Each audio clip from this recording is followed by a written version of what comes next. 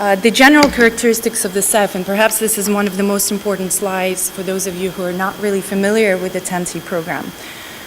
The funds are allocated on the basis of competitive calls for proposals, meaning when the proposal is submitted, you're actually in competition with other member states and other entities applying for it. Of course, for the cohesion countries, there's difference because there's national allocations in the first 2 years, and after that, the money after 2016, the money goes into a joint pot for cohesion countries. But it's important to note that it's not you, member states, the ministries applying for that funding, that a lot of other applicants are private entities, are public entities, so there's a competition for these funds. Another important feature is that the funding awarded for specific actions, and it cannot be transferred to other actions. If a selected function does not meet the objectives and deliverables, it is likely to cause the reduction of funding. So it's the use it or lose it principle. Another key aspect is to understand what we grant the funds for. So there's projects, for example, your major projects. What we grant the funding to is actions. An action can be a full project, or it can be a subset of a project, meaning you apply only to conduct an environmental impact assessment, or you apply for the construction part of the project. So that's a very important distinction, and it means that the same project can submit several applications throughout the financing period, but every time the application will be for different activities. One of the key things that we check is to ensure that there's no double financing of activities. But the funds, both the structural funds and the CEF, can be used in complementary fashion, as Leah has already mentioned. How things take place? Well, already Leah mentioned that there's work programs that are adopted more or less on an annual basis. And on the basis of these, the calls of proposals are prepared. The work program really details the priorities and objectives for each year and how the budget is going to be broken down between those priorities. What's in the call? It's really the details. How do you apply? When do you apply? What do you include in your application forms? As well as detail on all the evaluation and eligibility criteria and financial arrangements for the proposals that will be selected. How often do you get paid? What are the funding rates, etc. Generally, we try to keep the calls open for at least 3 months. This year, it's almost 6 months to allow the member states and other potential applicants to prepare applications for what is a very large call, even for us to manage. And generally, after that, we conduct a big info day in Brussels, where we explain all the modalities related to the call. Finally, we provide support to the applicants based on their questions on the call. But importantly, what we don't do is we don't help with the project preparation and project ideas. We evaluate them. We don't say, okay, for the project to be selected, you should do this and that. That is not a part of our tasks. The application process mirrors what do we evaluate, the criteria we evaluate against. And it's true, as already raised by some of you, that the application is different than the one for the structural and cohesion funds.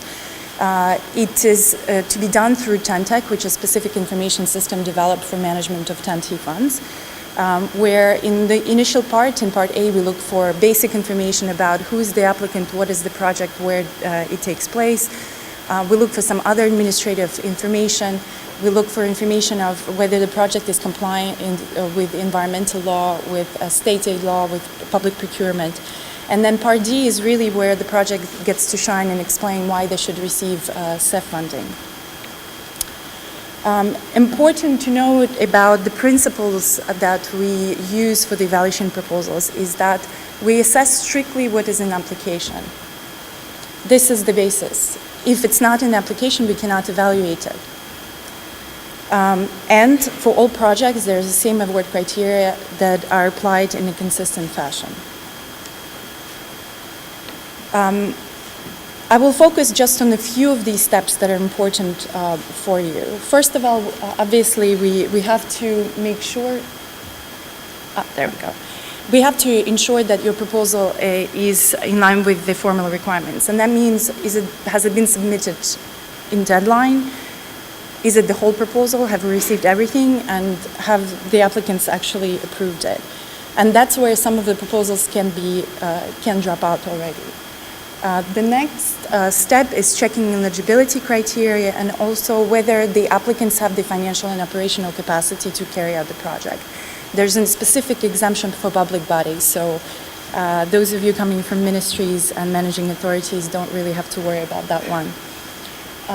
As I already mentioned, an important aspect about applicants, and it's not just member states, it could be private entities applying for CEF funding. But in the case it's not a member state, it's not a ministry, and by member state what we understand, it's a ministry responsible for transport. If it's not a member state, that all the applicants need to seek the approval of their member states. So those private applicants that are preparing a proposal, they will come to your ministries of transport and they will ask for a signature on an application form. So at the end of the day, whether or not you are yourselves preparing applications, you will have to provide an approval for this. Then, of course, we also check whether the proposal itself is eligible for funding. And here, the key aspect is it on the core network? And that's the majority of the proposals, as Leah described, that we will fund. I've included a little box to differentiate what is covered under multi-annual calls and what is covered under annual calls. And something that is new for us in this program, which was not included in previous TEN-T program, when we fund construction, procurement and construction, we call that works projects or works proposals. So when we fund those type of actions, they have to absolutely come with a cost-benefit analysis. And for cohesion countries, we accept the cost-benefit analysis, which is prepared on the basis of the guidance you have. The next step is really where the evaluation starts. Before this was checking formalities and checking that you are eligible for CEF funding. And the evaluation is done with the help of independent technical experts that go through the proposals, evaluate them against the criteria, and provide the recommendation to the Commission on the basis of what they've seen in the application. And the criteria they look at is those for relevance, maturity, impact, and quality. Relevance, does it contribute to the TEN-T and CEF priorities, and specifically priorities that are mentioned in that call for that specific year? What is the EU added value? Is the proposal ready to go? Does it mean that if you're applying for the construction phase of your project, has every single planning step before that been completed? Are you ready to launch as soon as you have gotten the funding? Impact, what is the expected effect on the financial viability of the project, socioeconomic effects. And when we evaluate studies, for example, so preparatory actions, we look at how does this particular study contribute to the final decision on the project and moving it along in its phase of development. And finally, similarly as under ACIF funds, we look at the quality. Is your proposal complete? Is the project management principles are correct? Have you done the proper risk assessment? If the proposal scores low on any of these criteria, unfortunately, it's not selected. So the experts recommend a list. This proposal will go, this proposal no go. But the final selection is done by the Commission in a selection committee which is chaired by DG Move, but also includes other DGs, in particular DG Environment and DG Regio. And they look at the proposals and assess and validate also based on some other aspects in mind. For example, how does this proposal contribute to the balanced development of the transport network? Importantly, and I come back to what I've said already in the beginning of my presentation, we also look at budgetary constraints because we always have oversubscription. There's always a lot of interest in receiving, well, previously TEN-T, but now CEF funds. So at some stage, some proposals will not be selected simply because there's not enough funding. And again, a novelty this year is the additional aspects we look at for proposals submitted under the specific call for cohesion countries. And that looks at complementarity, obviously, with programming under the structural investment funds and how the proposed action fits in the National Transport Plan. In terms of timing that it takes for us to go through this process, well, if you're not compliant with formal requirements, which please be when you submit an application, and if you're not eligible, then you find out fairly quickly within a few weeks after the deadline of the call. The notification of all the applicants for which the evaluation actually has taken place will take at the end, once we have a framework decision, once the Commission adopts a full list of proposals for financing. And usually that takes about 5 to 6 months.